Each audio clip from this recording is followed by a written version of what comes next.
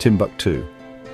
The name itself sounds like a drumbeat, a whisper from a forgotten time. It calls from deep in the Sahara, a place of legends, of mystery. For centuries it was a mirage, a golden city just out of reach. Few Westerners had ever seen it and lived to tell the tale. Imagine the desert, endless, scorching, an ocean of sand where life clings precariously. The sun beats down, relentless. Winds sculpt the dunes, shifting shapes, eternal. This was Timbuktu's formidable cradle. Its isolation was its shield, yet here a city rose by a great bend in the river Niger. The river was a lifeline, a silver ribbon in the ochre landscape. Camel caravans crossed the sands for weeks, for months, bringing salt from the north, seeking gold from the south. And they found Timbuktu, a vital crossroads, a haven. It was more than just a stop, more than a trading post. Though it was famous for that, Timbuktu became a promise, a testament to human spirit. In the heart of harshness, beauty and intellect could blossom, a city of impossible dreams. This is where our story begins, the story of hidden knowledge. Timbuktu was not always remote, not always a forgotten name. There was a time it shone, brilliantly, a star in the African firmament. During the Middle Ages in Europe, Timbuktu was entering its golden age, a true center of the world. People spoke its name with awe, a place of incredible wealth. Gold flowed through its markets, salt a precious commodity, but also ivory and kola nuts, and crucially, books. Ideas traveled with the traders. Scholars flocked to its gates. From across the Islamic world, from Fez, from Cairo, from Cordoba, they sought learning. They found it in Timbuktu, the University of Sankore. It was legendary, one of the world's first universities. Students numbered in the thousands, perhaps 25,000. Imagine that. In this city of sand, they studied law, medicine, astronomy, theology, mathematics, rhetoric. A vibrant intellectual ferment. This was Africa's heart of learning, a culture deeply rooted in the written word, long before many parts of Europe. Timbuktu valued scholars above merchants, wisdom above mere riches. The city's true treasure was not its gold, it was its commitment to knowledge, a legacy waiting to be rediscovered and almost lost forever. What kind of books? Not printed ones, not yet. These were manuscripts, painstakingly handwritten, each one a work of art and a vessel of knowledge.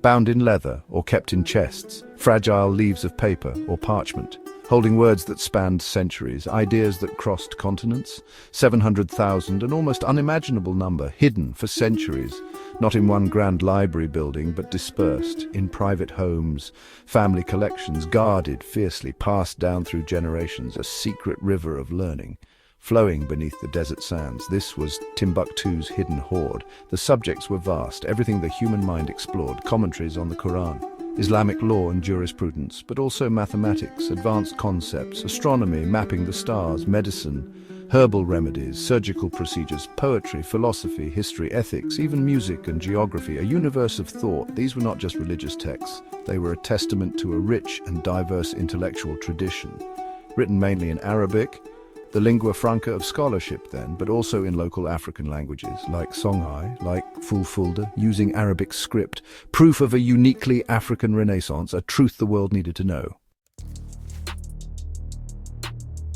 Who were these keepers, these guardians of ancient wisdom? They were the scholars of Timbuktu, the teachers, the students, the scribes, men of deep learning and faith. They believed knowledge was light, a gift from God to be preserved, to be shared, to be defended at all costs. This was their sacred duty. They dedicated their lives to books. Copying texts was an act of devotion. Each stroke of the reed pen, careful, precise, ensuring accuracy, preserving meaning. They debated ideas in courtyards, in mosques. They wrote new works, adding to the store. Their annotations fill the margins. A conversation across the ages. Their intellect shaped the city and its enduring legacy, this tradition of scholarship. It was woven into the fabric of society. Families took immense pride in their libraries, in their learning. A man's wealth was judged not by his gold, but by the number of books he owned. Literacy was widespread, respect for scholars profound, a city that truly loved wisdom. So when danger came, as it inevitably did, these families knew what to do. They understood the stakes. It was not just paper and ink, it was their identity, their history, the soul of their ancestors, the future of their children. They became the silent protectors, the heroes of this story. Section 5. Shadows of war, the first storms of destruction. Timbuktu's golden age, like all golden ages, could not last forever. The winds of change blew harsh across the Sahara. Empires crumbled, new powers rose, and Timbuktu, the jewel of the desert, became a prize to be won, a target for ambitious rulers. The shadows began to gather. The year 1591, a date etched in sorrow. The Moroccan army invaded. Sultan Ahmad al-Mansur. He desired Timbuktu's wealth, its control of trade routes. His soldiers came with firearms against spears and swords. The Songhai Empire fell. Timbuktu's defenses shattered. It was a catastrophe. The city was plundered, its leading scholars arrested. Some were killed, many were exiled, dragged in chains across the desert to Morocco. The universities scattered, the libraries looted, burned. A brutal suppression of learning, a deliberate act of cultural destruction. This was the first great blow, but not the last. Centuries of instability followed. Tuareg nomads, Bambara warriors, French colonialists in the 19th century. Each wave brought new perils to the city and its books. The spirit of Timbuktu flickered, but it did not die, because the hiding had begun. Section 6. The Great Dispersal, hiding a universe of knowledge. How do you hide 700,000 books? When invaders are at your gates, when your city is burning, it requires unimaginable courage and desperate ingenuity. The people of Timbuktu, the ordinary families, the scholars, they did not surrender their heritage. They chose to protect it in secret, in silence.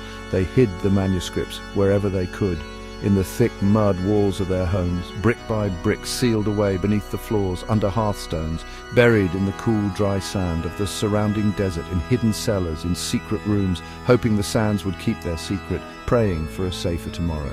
Some were packed into chests, loaded onto donkeys or camels, smuggled out of the city, under the cover of darkness, along ancient, forgotten paths, to remote villages deep in the Sahel, entrusted to distant relatives or sympathetic communities. Each journey fraught with danger, each book saved, a victory. This was not a single act, but a continuous struggle over generations.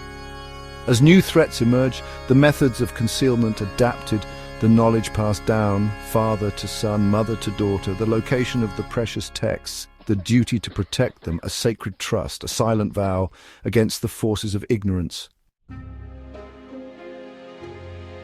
Section 7. Echoes of invasion, modern perils to ancient truths. Centuries rolled by, the world largely forgot. Timbuktu's intellectual fire. The manuscripts slept in their hidden sanctuaries, their existence a rumor, a myth some scholars knew, some families guarded, but the scale was unknown until the 21st century, when new dangers brought them to light. In 2012, a new storm broke. Extremist groups linked to Al-Qaeda, Ansar Dine, they seized northern Mali, including Timbuktu. They imposed a harsh rule. They despised history, other cultures. Sufi shrines, ancient tombs were bulldozed, destroyed. Symbols of Timbuktu's tolerant past reduced to rubble, publicly, defiantly. The world watched in horror. Fear gripped the city. What about the manuscripts? These fanatics saw them as heretical or simply unimportant. Reports emerged of libraries burned, of texts deliberately set ablaze. It seemed history was repeating. Another wave of destruction, a final tragic end for the books. But the spirit of Timbuktu, the spirit of the Guardians, was not so easily extinguished. The old traditions of hiding, of resistance, were reawakened. A new generation faced the challenge. The fate of this vast heritage hung precariously in the balance. Once again, a desperate race against time, against fanaticism. Section 8. A future for the past racing against time's erosion. The response was extraordinary. A modern-day great escape, led by local librarians, archivists, ordinary citizens. They knew the risks, but they also knew the value of what they were protecting. They organized in secret, a network of quiet defiance to save the books. Again, thousands of metal footlockers and wooden boxes were procured. The manuscripts were carefully packed, smuggled out of Timbuktu, by road, by river, past checkpoints, under threat to the relative safety of Bamako, the capital city further south. It was a monumental effort. Over 350,000 manuscripts rescued. Now the work continues. Preservation is paramount. The climate in Bamako is humid, unlike dry Timbuktu, posing new threats, mold, insects. International help has arrived, funding, expertise, technology. Digitization projects are underway, scanning each fragile page, creating digital copies for safety, for access. The story of Timbuktu's books is a story of resilience, of the enduring power of knowledge. It reminds us that history matters, that culture is precious. These manuscripts rewrite narratives about Africa's past, about global history. They are a treasure for humanity, their survival, a beacon of hope, a legacy saved for us all, forever.